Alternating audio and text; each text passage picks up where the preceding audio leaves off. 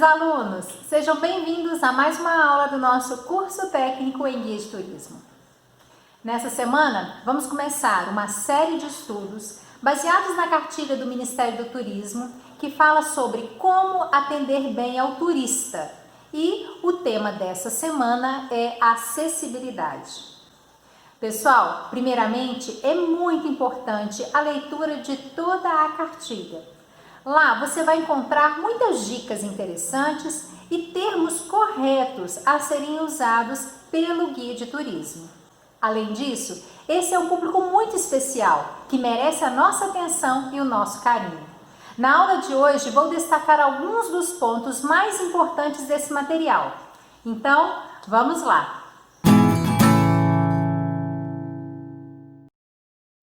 A primeira questão a saber é diferenciar uma pessoa com deficiência de uma pessoa com mobilidade reduzida.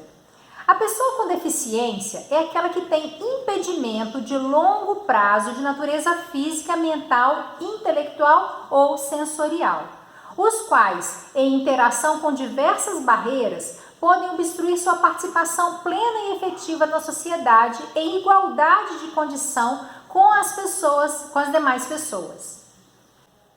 Já a pessoa com mobilidade reduzida é aquela que tenha, por qualquer motivo, dificuldade de movimentação, pode ser permanente ou temporária, gerando uma redução efetiva da sua mobilidade, da sua flexibilidade, da coordenação motora ou da percepção, incluindo aí as pessoas idosas, gestantes, lactantes, pessoa com criança de colo ou até mesmo pessoas obesas.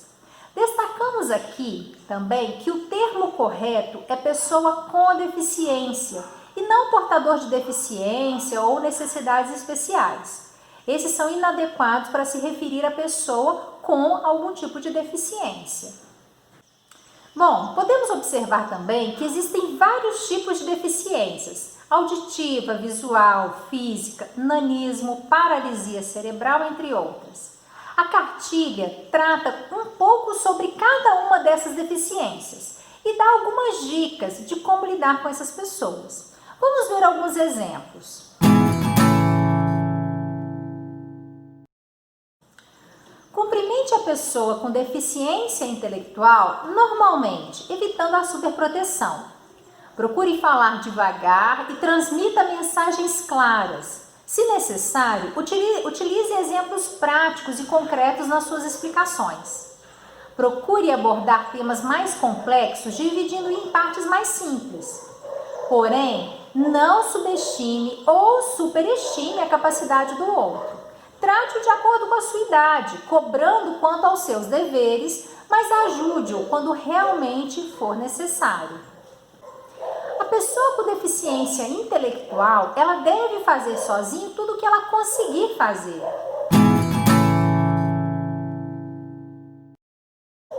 As pessoas com deficiência, com mobilidade reduzida ou idosas, sempre devem ser consultadas sobre a melhor maneira de serem atendidas ou abordadas, evitando-se assim possíveis constrangimentos. Duas perguntas básicas podem ser feitas. Uma delas é: posso ajudar? E como eu posso te ajudar? Não se ofenda se o seu oferecimento for recusado, pois nem sempre as pessoas com deficiência precisam de auxílio. Muitas vezes elas já estão adaptadas. Se estiver acompanhando uma pessoa com deficiência que anda devagar, com auxílio ou não de aparelhos ou bengalas, procure acompanhar o passo dela, o ritmo dessa pessoa. Mantenha as muletas ou bengalas sempre próximas e também jamais toque no ombro, empurre ou puxe uma pessoa que está usando um andador, uma muleta ou uma bengala. Isso pode prejudicar o seu equilíbrio. Ao falar com uma pessoa em cadeira de rodas, procure ficar de frente e no mesmo nível do seu olhar. Quando for uma conversa mais longa, sente-se à frente dela, por exemplo. Quando estiver empurrando alguém sentado em uma cadeira de rodas e parar para conversar com uma outra pessoa, lembre-se de virar a cadeira de frente, para que o cadeirante também possa participar da conversa. Pessoal, a cadeira de rodas, assim como as bengalas e muletas, faz parte do espaço corporal da pessoa, uma extensão do seu corpo.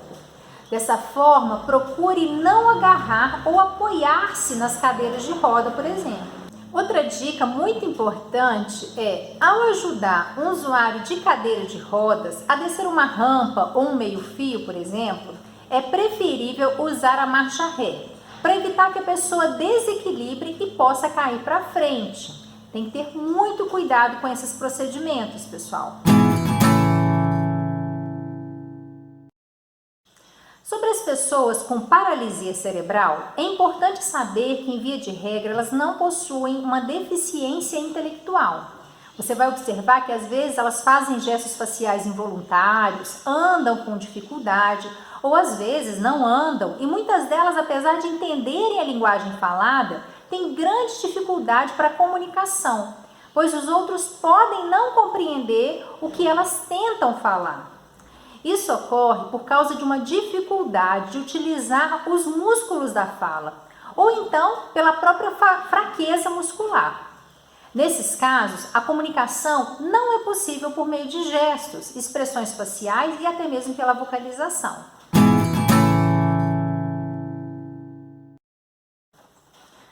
Nesse aspecto, pessoal, é importante saber que mudez é outro tipo de patologia que não está presente na grande maioria dos surdos. Por isso, eles podem desenvolver a fala oral. Ao desejar falar com uma pessoa surda, chame a atenção dela, seja sinalizando com a mão ou tocando-lhe delicadamente o braço. Use um tom normal de voz, a não ser que lhe peçam para repetir. E, se for o caso, falar um pouco mais alto.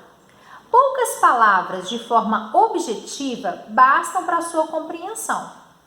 Quando duas pessoas estão falando em língua de sinais, não ande entre elas. Se a pessoa surda estiver acompanhada de intérprete de Libras, dirija a comunicação oral a ela e não a seu intérprete.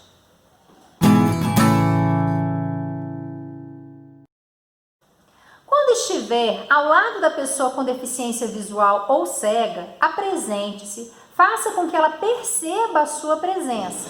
Identifique-se sempre.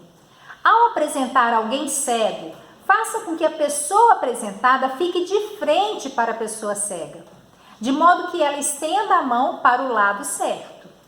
Dê-lhe o braço ou o ombro para que ela possa acompanhar o seu movimento. Em lugares estreitos, sempre caminhe na frente da pessoa com deficiência e coloque o seu braço para trás, para ela ir seguindo você. Avise-a dos possíveis obstáculos que estão à sua frente, como buracos, degraus, entre outros. Quando conduzi-la a uma cadeira, indique-a o encosto, informando se a cadeira tem braço ou não. Caso tenha a oportunidade de acompanhar uma pessoa cega a um restaurante, lembre-se que o copo deve ser sempre colocado de um lado e a garrafa do outro. E os alimentos devem ser colocados no prato em forma de relógio. Isso auxilia muito a autonomia da pessoa cega.